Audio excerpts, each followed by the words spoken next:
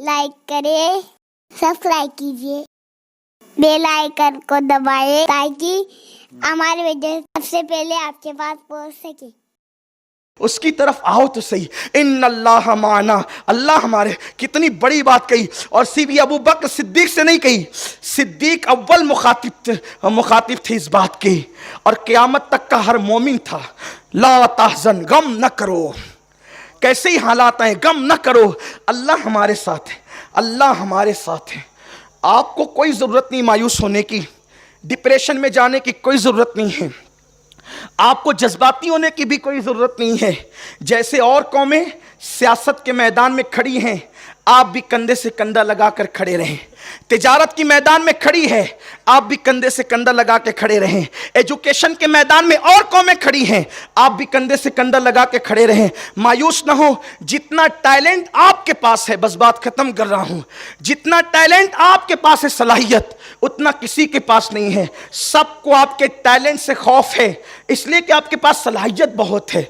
अल्लाह ने आपको जहन बहुत दिया है, आपको दिमाग बहुत दिया है। कायनात के अंदर जितनी चीजें इजाद करने की, जितने निकात निकले हैं, वो कहीं ना कहीं से उसके सोते इस्लाम से फूटते नजर आते हैं। लेकिन बात इतनी है, लोग आपकी सलाहियतों को जंग आलूद करना चाहते हैं। जब आप मायूस होंगे तो पढ़ेंगे कहां? जब आप मायूस होंगे तो तिजारत कहां करेंगे? कोई मायूस नहीं होना, अल्लाह से रिश्ता मजबूत करके घर से निकलो, और मौत से तो डरना छोड़ दो, इसलिए कि ईमान बना लो। अगर ये ईमान नहीं है तो अपने ईमान का जायजा लो कि फिर तुम क्या हो, फिर तुम क्या हो। मोमिन की शान ये, मोमिन का ईमान है कि जिस दिन अल्लाह ने आपकी मौत लिख दी है, उससे एक सेकंड पहले मौत नहीं आ सकती, और उसके एक सेकंड बाद मौत नहीं आ सकती। अगर उसने लिखी है, कोई बचा नहीं सकता। एसी में पैक कमरों में भी महफूज नहीं रह सकते। कुरान कहता है, अल्लाह अकबर, अल्लाह रब्बुल इज्जत इरशाद फरमाता है कि ऐनमा तकुनु युदरिकुमुल मौत वलौ कुंतुम फी बुरूजिन मुशय्यदा, कि अगर तुम मजबूत किलों में बंद हो जाओगे तो भी तुम्हें मौत वहां पर आकर के रहेगी। अल्लाह ने लिख दिया है, मजबूत किला भी तुम्हें मौत से बचा नहीं सकता, और अल्लाह ने नहीं लिखा है तलवार से टुकड़े कर दिए जाएं फिर भी तुम्हारी जिंदगी मौजूद रहेगी। ये एक मुसलमान का ईमान। छोड़ दो मौत से डरना, मौत से डरना। और दुश्मन क्यों टूट पड़े तुम पे पता है? सरकार की हदीस है, जब मेरी उम्मत में दो चीजें पैदा हो जाएगी तो उन पर लोग ऐसे टूट पड़ेंगे जैसे भूखा दस्तरखान पे टूट पड़ता है।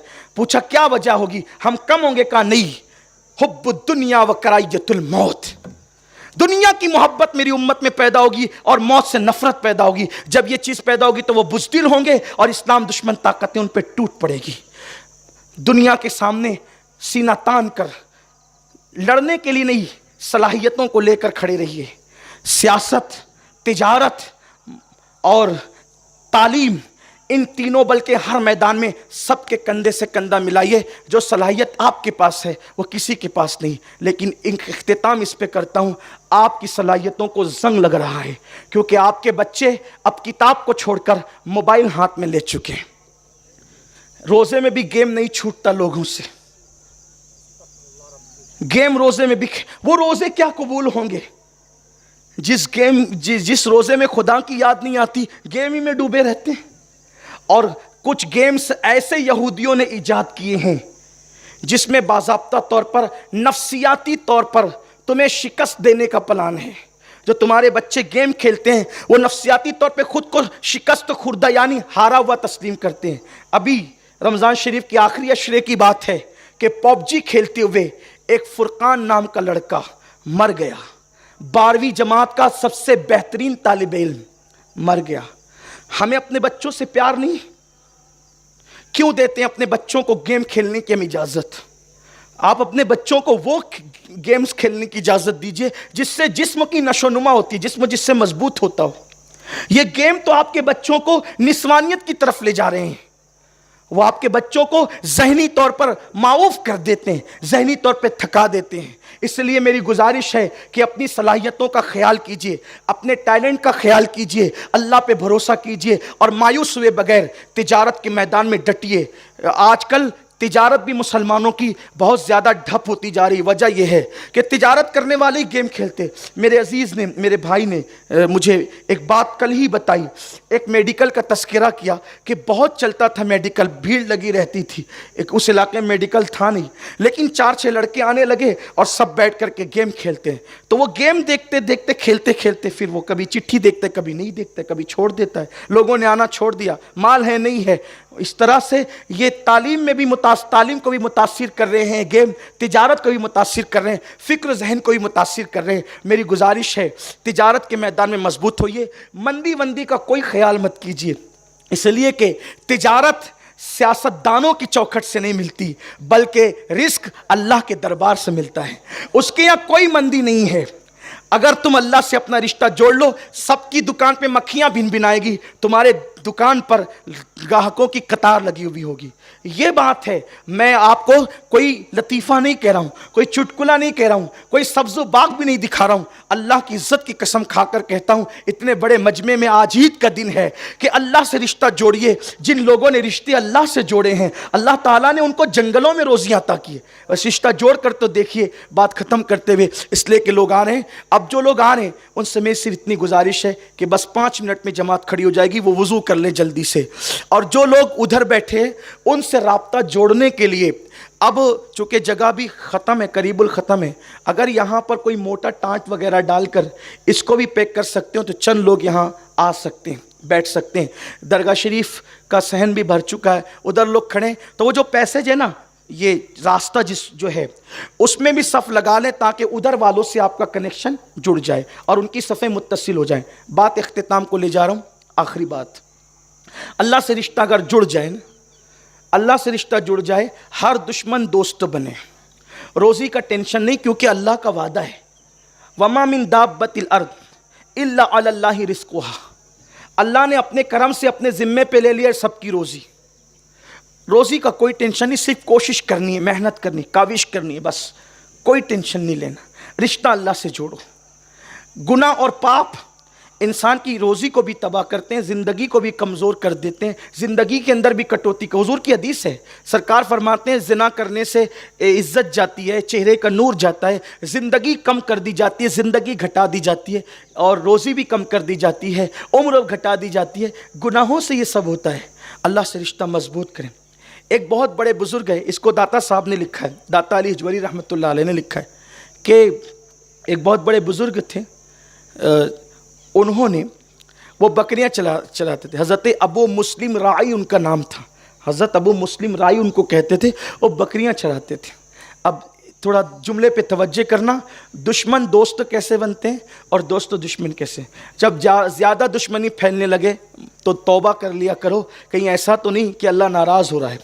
جب وہ ناراض ہوتا ہے تو دشمن بڑھتے ہیں، اور جب وہ خوش ہوتا ہے تو پھر دوست بڑھتے ہیں. کیونکہ قرآن کہتا ہے ان الذین آمنوا وعملوا الصالحات سیجعل لهم الرحمن ودا، کہ جو ایمان لانے کے بعد نیک عمل کریں تو اللہ ان کی محبت لوگوں کے دلوں میں انڈیل دیتا ہے. میں یہ اکثریت کی بات کر رہا ہوں، کچھ بدبخت رہتے ہی دنیا میں ایسے ہیں جو نفرت ہی کے لیے پیدا ہوتے ہیں، ان کو چھوڑ دینا چاہیے. وہ 2.5% ہے.